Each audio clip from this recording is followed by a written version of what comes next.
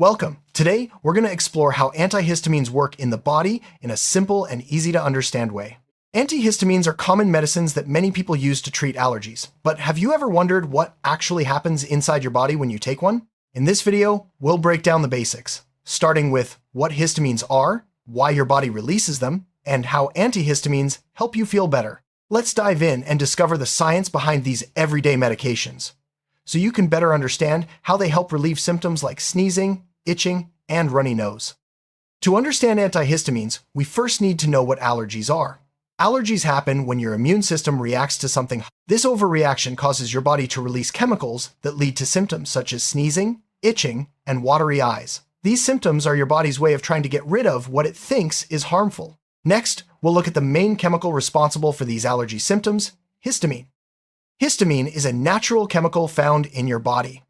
When you encounter an allergen, like pollen, your immune system releases histamine. This chemical attaches to special spots called receptors on certain cells, causing blood vessels to widen and tissues to swell. That's why you get symptoms like a runny nose, itchy eyes, or hives. Histamine is actually trying to protect you, but in the case of allergies, it ends up causing discomfort instead. When histamine is released, it binds to receptors in your nose, eyes, skin, and other tissues. This binding causes blood vessels to leak fluid, leading to swelling, redness, and irritation.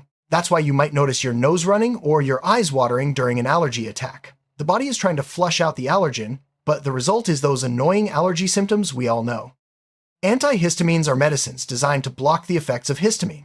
When you take an antihistamine, it travels through your bloodstream and attaches to the same receptors that histamine would normally bind to. By doing this, antihistamines prevent histamine from causing its usual effects, like swelling, itching, and sneezing. This is why antihistamines are so effective at relieving allergy symptoms. Think of histamine and its receptor like a key and a lock. Normally, histamine, the key, fits into the receptor, the lock, and opens the door to allergy symptoms. Antihistamines act like a fake key that fits into the lock, but doesn't open the door. This blocks histamine from attaching and stops the allergy symptoms from happening. It's a simple but effective way to keep your body from overreacting to harmless things.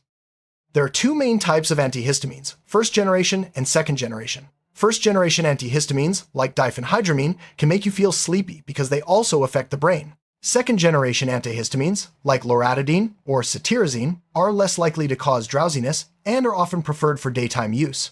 Both types work by blocking histamine, but their side effects can be different. Antihistamines are most commonly used to treat allergy symptoms like sneezing, runny nose, itchy eyes, and hives. They can also be used for other conditions such as motion sickness, insomnia, and even some cold symptoms. Because they block histamine, they help reduce the body's reaction to allergens and make you feel more comfortable. Most antihistamines start working within 30 minutes to an hour after you take them. The effects can last anywhere from 4 to 24 hours, depending on the type of antihistamine. That's why some are taken once a day, while others may need to be taken more frequently. Always follow the instructions on the package or from your doctor for the best results.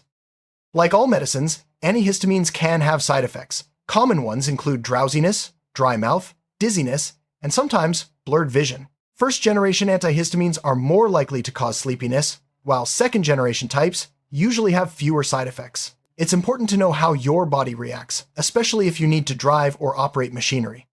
Sometimes, antihistamines don't seem to work for everyone. This can happen if the allergy symptoms are caused by something other than histamine, or if the dose isn't right.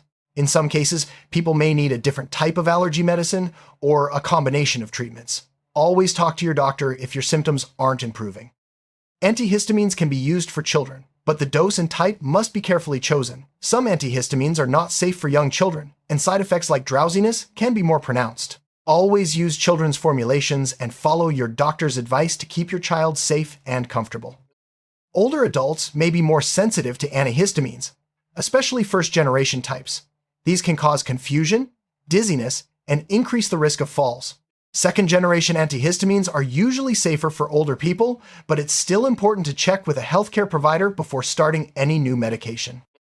Antihistamines can interact with other medicines, such as sleeping pills, antidepressants, or alcohol. These combinations can increase drowsiness or cause other unwanted effects. Always let your doctor or pharmacist know about all the medicines you're taking to avoid any problems.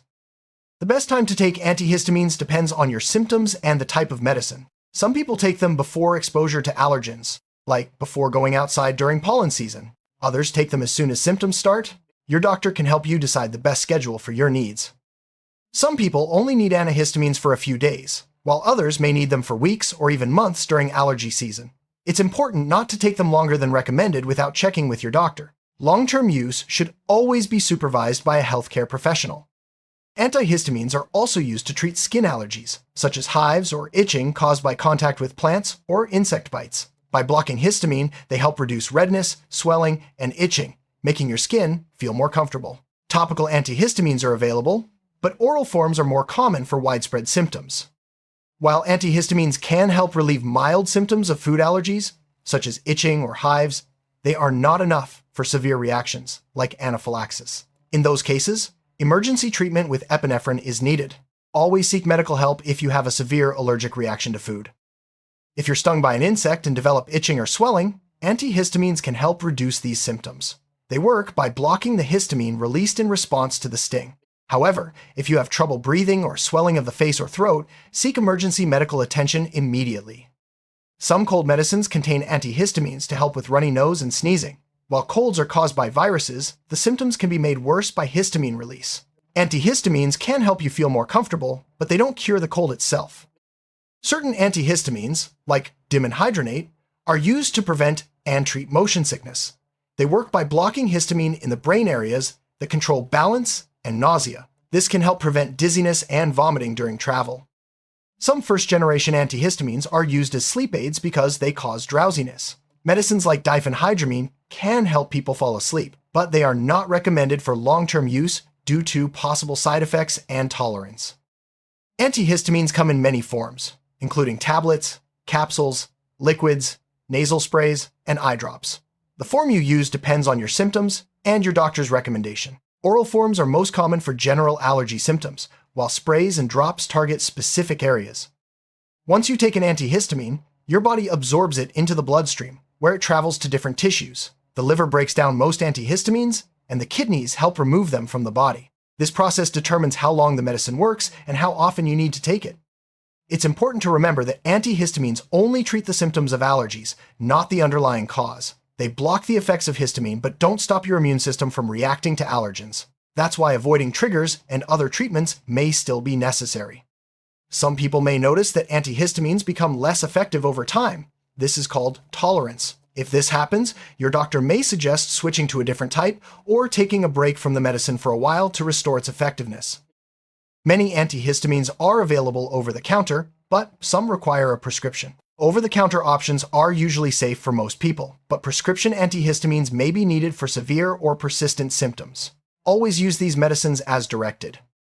Some people look for natural ways to manage allergies, such as using saline nasal sprays, air purifiers, or herbal supplements. While these can help reduce exposure to allergens or soothe symptoms, they don't block histamine like antihistamines do.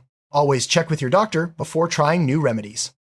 If you're pregnant or breastfeeding, it's important to talk to your doctor before taking antihistamines. Some types are considered safe, while others may not be recommended. Your doctor can help you choose the best option for you and your baby.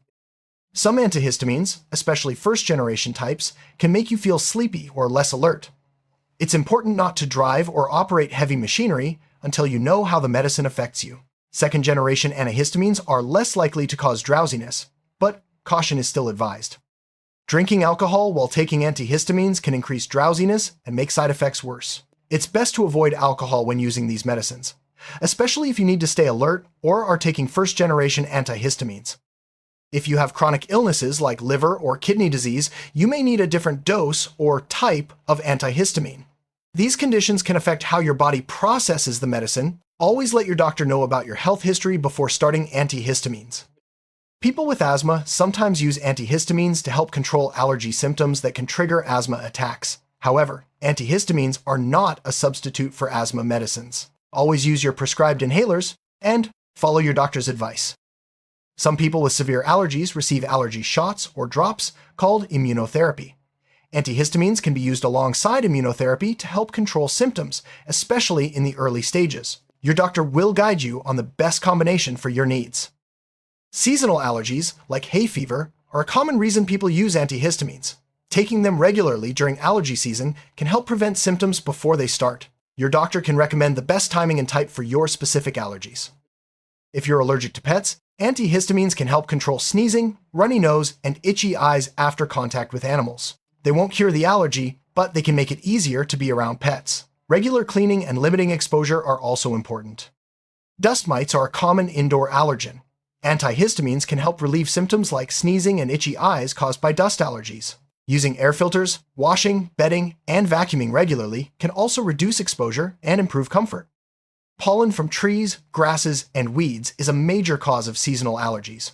Antihistamines can help control sneezing, runny nose, and itchy eyes during high pollen times. Checking pollen forecasts and staying indoors on high pollen days can also help. Mold spores can trigger allergy symptoms in some people. Antihistamines help by blocking the histamine released in response to mold exposure. Reducing indoor humidity and cleaning damp areas can also minimize mold growth and allergy symptoms. Eye allergies can cause redness, itching, and watering. Antihistamine eye drops are available to target these symptoms directly. Oral antihistamines can also help, but eye drops work faster for localized symptoms. Nasal antihistamine sprays can quickly relieve stuffy or runny nose caused by allergies. They deliver medicine directly to the affected area, providing fast and targeted relief. Always use sprays as directed to avoid side effects. Chronic urticaria, or long-lasting hives, can be managed with regular antihistamine use. These medicines help control itching and swelling, improving quality of life for people with this condition. Your doctor may adjust the dose for best results. Itchy skin from allergies, eczema, or other causes can often be relieved with antihistamines. They block the itch signal caused by histamine, making you feel more comfortable. Moisturizers and avoiding triggers are also important for skin health. To sum up, antihistamines work by blocking histamine from attaching to its receptors in your body. This prevents the chain reaction that leads to allergy symptoms like sneezing, itching, and swelling. While they don't cure allergies, they are a safe and effective way to manage symptoms for most people. Always use them as directed and talk to your doctor if you have any concerns.